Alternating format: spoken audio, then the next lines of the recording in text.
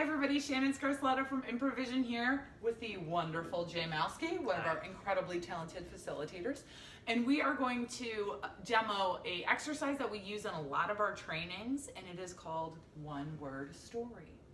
It'll start with me asking just Shannan a very simple question. What is your favorite fairy tale? When The night goes to battle Sharon decided to put her foot in a cannon. So that is the beautiful fairy tale of Sharon and the cannon. Sharon and the foot cannon. Yep.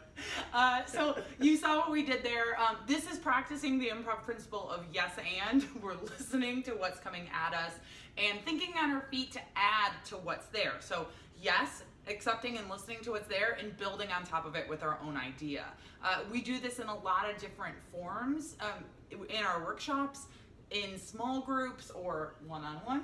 One-on-one, larger groups, which is really funny to watch a whole group of people create an entire story on the spot. So this is it.